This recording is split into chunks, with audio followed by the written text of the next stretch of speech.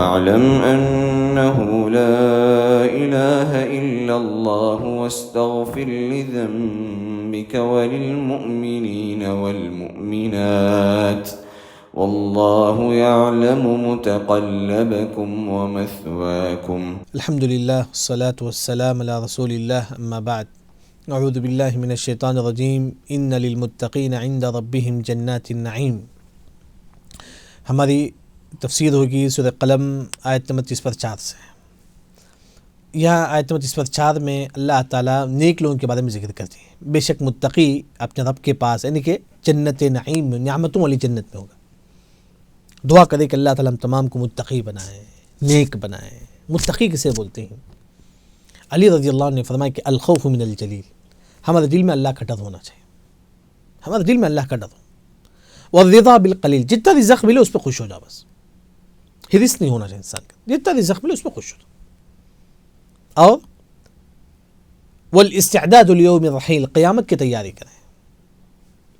آپ قیامت کی تیاری کریں، یہ ہے اصل تقوی، یعنی کہ اللہ سے ڈرے.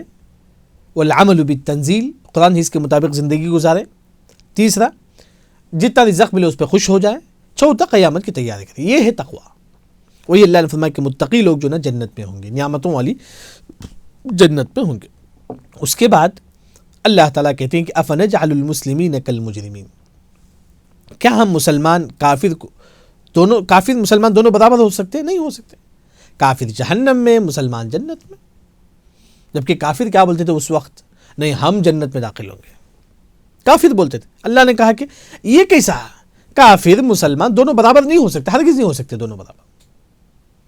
بلکہ ما لکم کیف تحکمون، کافر کیا بولتے ہیں؟ ہم جنت میں داخل ہوں گے. اللہ نے کہا کہ ما لکم، کیا ہو گیا کافروں کو؟ کیف تحکمون، کیسا فیصلہ کرتے ہیں کافر؟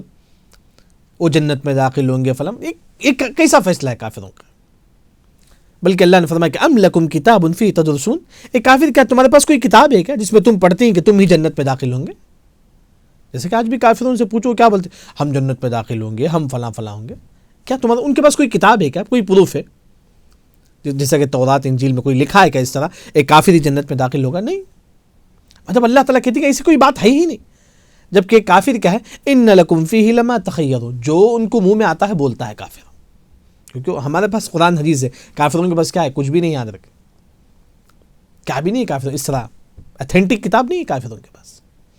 ہاں، پھر اس کے بعد اللہ نے کہا کہ ام لکم ایمان علینا بالغۃ الی یوم القیامہ، ایک کافر کیا اللہ کی طرف سے کوئی وعدہ ہے کیا تم پر؟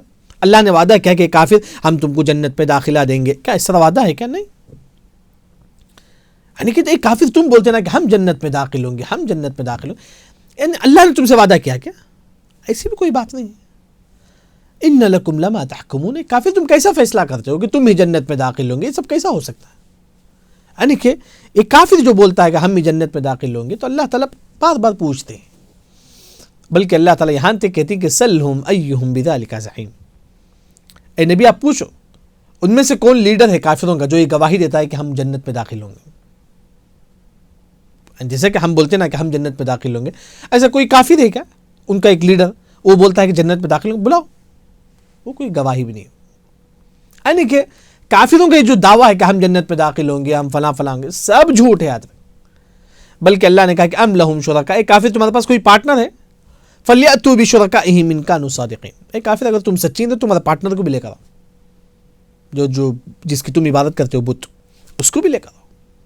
اگر تم سچے ہیں لے کر آؤ، وہ بھی گواہی دیں گے. نہیں، یعنی کہ کافر کے یہ جو بول ہے ہم بھی جنت میں داخل ہوں گے، ہم یہ کوئی پروف نہیں. یاد رکھیں، نہ ان کے پاس کوئی کتاب میں اس طرح کی بات ہے، بلکہ نہ ہی اللہ نے ان سے وعدہ لیا ہے، نہ ان کا کوئی لیڈر اس طرح گواہی دیتا ہے، نہ ان کا پارٹنر کوئی اس طرح گواہی دیتا ہے. بلکہ یہ سب جو نا ان لکم فیہ لما تخیرون، جو ان کو دماغ میں آتا بولتے رہتے ہیں کافر.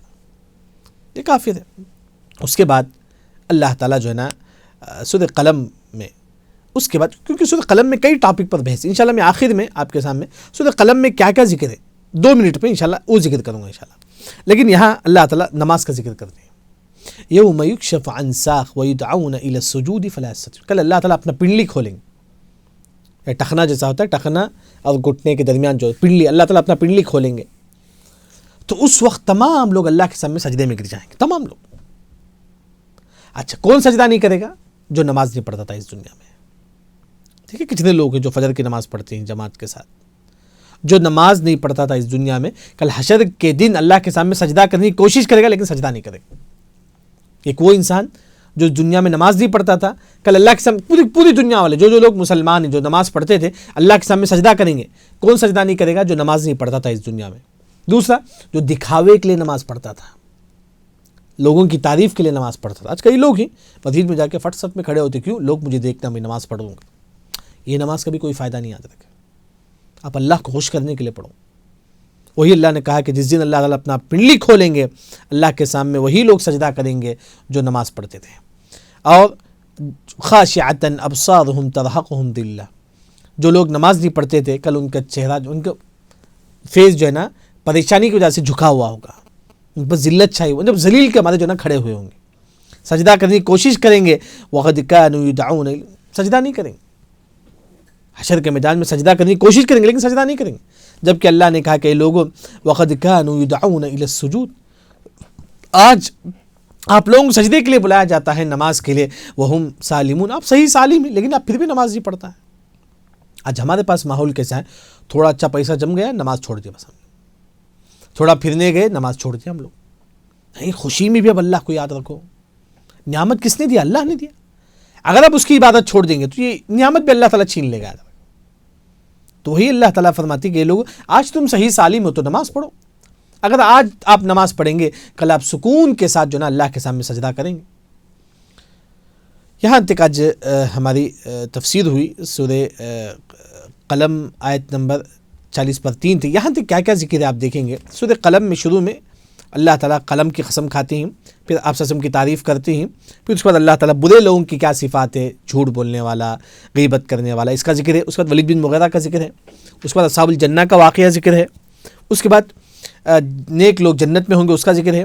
اس کے بعد کافر اور مومن کبھی نیک نہیں ہو سکتا, اس کا ذکر ہے. اس کے بعد اللہ تعالیٰ نماز کا ذکر کرتے ہیں.